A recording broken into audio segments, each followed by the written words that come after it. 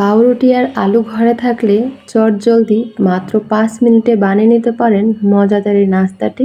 বানানো যেমন সহজ, খেতেও দারুণ লাগে। ছোট থেকে বড় সবাই খেতে পছন্দ করবে। সন্ধ্যার স্ন্যাক্সে রাখতে পারেন এই নাস্তাটি।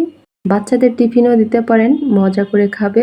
এখানে নিয়েছি ৪-৫টা সিদ্ধ আলু। আলুগুলোকে আমি গ্রেট করে নিচ্ছি, কেউ চাইলে হাত দিয়ে ম্যাশ করে নিতে পারেন। এখানে দিয়ে দিচ্ছি ৪-৫টা কাঁচামরিচ কুচি, মাঝারি সাইজের ২টা পেঁয়াজ কুচি, দিয়ে দিচ্ছি 1/4 টিস্পুন ভাজা জিরের গুঁড়া, হাফ চা চামচ গরম মশলা, হাফ চা চামচ শুকনা মরিচের গুঁড়া, 1/4 টিস্পুন ধনিয়ার গুঁড়া আর পরিমাণ মতো লবণ। এখন সবকিছু একসঙ্গে ভালো করে মিশিয়ে নিব। এখানে দিয়ে দিচ্ছি হাফ চা চামচ চাট মশলা, এটা অপশনাল। ভালো করে মাখিয়ে নিচ্ছি। এখানে নিয়েছি পাউরুটি। পাউরুটির চারপাশে যে লাল অংশ আছে এটা কেটে ফেলবো। তারপরে এটাকে হালকা একটু বেলে নিব। এরপরে আলুর যে পুরটা তৈরি করে রেখেছিলাম সেই পুর দিয়ে এইভাবে সমান করে দিব। আলুর পুর দেওয়া হয়ে গেলে এরপর এইভাবে পেঁচিয়ে নিতে হবে।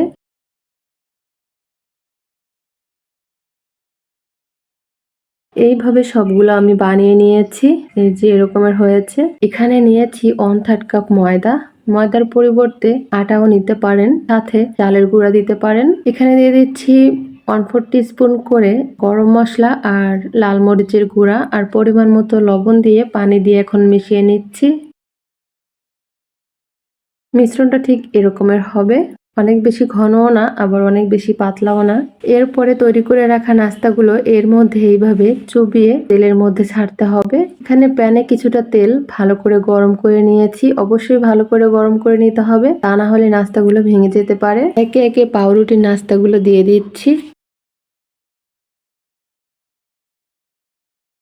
চুলার আঁচটা মিডিয়াম টু হাইতে রেখে নাস্তাগুলোকে উল্টে পাল্টে ভেজে নিব। চুলার আঁচটা বাড়িয়ে এই নাস্তাগুলো ভাজতে হবে।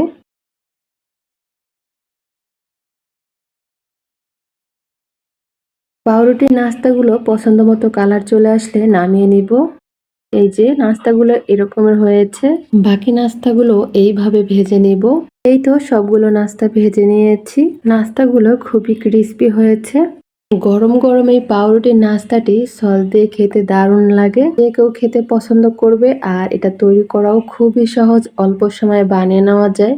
এখন একটা নাস্তা আমি ভেঙে দেখাচ্ছি যে নাস্তাগুলো ঠিক কেমন হয়েছে। হঠাৎ করে ভাজাভুজি খেতে ইচ্ছা করলেই চটজলদি বানিয়ে নিতে পারেন পাউরুটি আর আলু দিয়ে মজাদার এই নাস্তাটি।